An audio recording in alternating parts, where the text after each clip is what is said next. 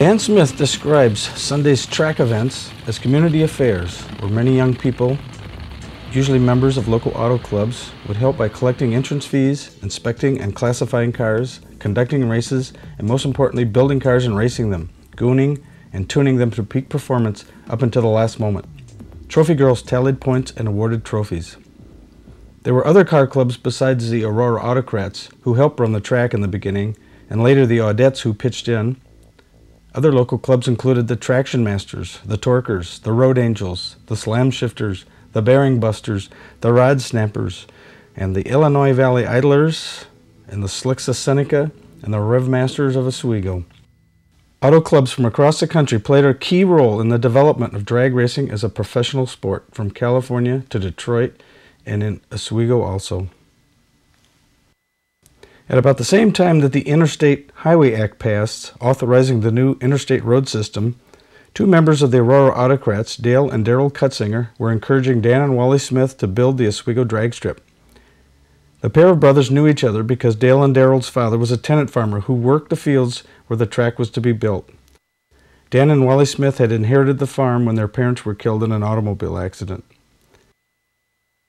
In the fall of 1955, the Smith brothers bravely pushed forward and plowed under acres of soybeans to create the original dirt track that ran from north toward the south and Highway 34.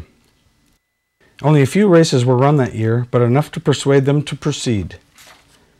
So in 1956, the Smith brothers borrowed the money needed to pave the track, $25,000. They also reversed the direction of the track, so the races ran north and away from the highway. Everyone who speaks of the drag strip is amazingly enthusiastic about the time and the place and the events. While a few people talk about the noise and the traffic and the smell of burning rubber on Sundays, they still get excited and are even eager to complain about it. I suspect all the while they are proud that they were around when the drag strip operated. Evelyn Dwyer, wife of the former Oswego chief of police, was quoted as saying of the traffic, "I don't know if it was any worse than it is now every day during the week at rush hour. The traffic is terrible all the time now, and not like it was when it was only coming and leaving the drag strip." Periodically, the Oswego Dragway held top 20 meets to generate fan interest and raise funds to send racers to represent the Midwest against West Coast competition. A few years later, the Gold Agency took charge of managing the track and the races. The Oswego Dragway was boasted as the oldest drag raceway in the United States, according to the Gold Agency owner, Ben Christ. Actually, it was the first officially sanctioned NHRA track in Illinois. The Gold Agency commissioned over 100 of the infamous Sunday type radio and television commercials every week heard over top 40 radio stations for Oswego and 7 other of their own tracks that ran from coast to coast, including one in Fontana, California. The Gold Agency also created and published a drag racing publication called the Quarter Mile Countdown. Mailed to 60,000 drag racers each month, according to Bob Doss, general manager of the Gold Agency, and track manager for Oswego from 1965 through 1972. Wally Parks formed the NHRA itself only in 1951. The NHRA held its first officially sanctioned event in April 1953 in Pomona, California, with their local car clubs, the Pomona Choppers, the Grippers, and the Varmints. It was just a couple years later when Dan and Wally Smith flew to Pomona to meet Wally Parks and lay the groundwork for Oswego to be sanctioned by the NHRA. I think they were expecting a couple of farmers in coveralls, according to Dan Smith. So, in 1956, when Wally Parks sent NHRA's field director Bud Coons and his crew counterclockwise around the nation on its third and final safari for regional championships, they made the planned stop in Oswego. The drag safari's mission was to spread the word of safety and standardized rules, all done in coordination with local car clubs. Plymouth had supplied 2 red, white, and blue sets of wheels, a 56 Fury and a 56 Suburban wagon. The Suburban towed the trailer and held all of the equipment necessary to conduct championship drag races. Clearly, in retrospect, Dan and Wally and Dale and Daryl were visionary in building the track just in time to be part of the wave of enthusiasm for drag racing as it swept the nation. Speaking to me the first time about his deceased brother Wally, Dan Smith said, "You don't want to film me, you want my brother. He was the instigator." Likewise, when Dale Cutzinger and I first spoke about his brother Daryl, he said, "Well, actually, my brother was the instigator in my family." In fact, I have come to believe there were many instigators in the ongoing saga of the Oswego Dragway. Midwest drag racing pioneer Al Thompson. While one could write a book about him, a few notable details include that he was not only a great competitor as a record-setting driver, he was also an innovator as a car builder, racer, and a mechanic, and was known for generously sharing his knowledge, skills, and friendship. Later, Al barnstormed through the booming go-kart industry, manufacturing and racing with the same vigor and success that he found in drag racing. His wire wheels came to be used by nearly every other major chassis building company and numerous famous racers This included the very first pair off his dragster. Al got his start at 16 racing his Sprint Roadster in 1948. After the association found out about his age, they banned him from further racing. He raced another Sprint Roadster in 1950 under the assumed name of Tom Allen. Late in the racing season, Al crashed at the Peoria Fairgrounds. That's when Al decided that circle racing wasn't the answer, according to the Drag News. So as things came to pass, at about the same time the Smith brothers plowed under their soybeans and opened the dirt track in 1955, Al got back into racing, but this time drag racing. In 1957, Al Thompson's first dragster turned 136.35 miles per hour in 10.53 seconds. When he retired in the mid-60s, he was hitting 195 miles per hour at 7.9 seconds. To put things in perspective, 3 years later, in April 1960, unofficially, Chris Karmasinis was the first person to top 200 miles per hour when he turned 204.54 miles per hour in the Chisler at the Alton Dragway in Illinois. At 72, Chris is probably the oldest active professional driver in drag racing today.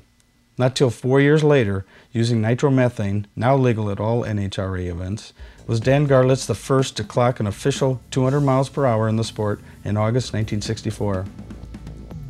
Dan Garlits later set the record for the Oswego quarter mile at 241 miles per hour.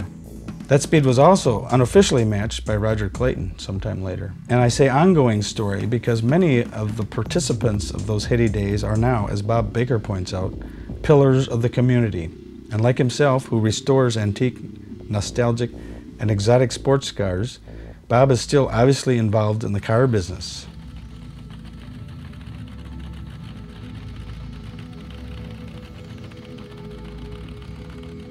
Bob Mead's a good example. He was hired as a teenager to sell popcorn by a local grocer, Bill Denny, during the races. He had one look at the action and he was hooked on drag racing. He had to wait till he was old enough before he could start racing himself. He also had to take a break to serve in the Army. But when he got out of the Army, he built a car with his friend Jerry Swanson and later his partner Jerry Hippo. He whiles away his time caring for his Mint 65 Corvette Stingray convertible or working as an official with midget cars. And now Bob is on the trail of his old racer. He thinks he knows who bought it from the guy that bought it from the guy and so on. Bob's the one that got me started on this project. The first time I met him, I was admiring his Corvette. He said, if you think this is something, you need to learn about the Oswego Dragway. The lower trophies, the small ones, are all from the Oswego Drag Strip for winning the class, all from more or less street cars. The dragsters, we never got trophies. The upper trophies are all from the World of Wheels car shows. They go all the way around. We also had a car club in town that we all belong to here in town, Rev Masters Auto Club. And we used to go out there and race, and the guys used to get trophies and show the cars. But basically these all, from here over, are all Oswego Drag Strip. When I got into the dragsters, then we didn't receive the trophies anymore. We just weren't interested in trophies. We were more interested in the money. We had to pay for the dragsters. And the street cars, we always broke them and couldn't go to work on Monday morning to fix the transmissions or something. But and from here on, our special awards, we start out here. This is the best engine compartment. The safety award, that was for your safety equipment that you had built in. We go over here. This is the one you always want to win. The top ones are best in the show. That's the best comp car in the show itself. This is the Stuart Warner Award. It's given from the best interior of the show. These other plaques here are from the Quarter Milers Car Club from Tipton, Indiana. Go next to it is Engineering Award. This is an award that I got in Chicago. These next two are championship plaques. This is when I won 61, 62 class. I was in 8 shows. I won 8 first places and 15 special awards. This one here was from 72 to 73, and that was the next year won the championship. The other two small ones is after I got into the midgets and sprint cars. This is from the World of Outlaws midgets. I got that for being on the tech committee and pit steward. And this here one here is from UARA, which is a local midget organization in Illinois. This here is probably the hardest trophy I've ever got, or hard to get. This is called a Triple Crown. This is one here I got by restoring a Corvette, the '65 Corvette. You have to win 3 major shows.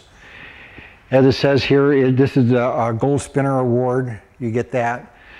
Actually, how it started out, I got the Bloomington Gold first, then I got the Top Flight Award, and then I went back and got the Gold Spinner Award, and that's how you get the Triple Crown. The car is judged the way it came off the assembly line, not the way these other ones is the way I wanted to build it. And this one here, you have to have it just the way it came off the assembly. Not necessarily the way you got it from the dealer, where you come off the assembly line. That's so you have to have the overspray and all that type of thing.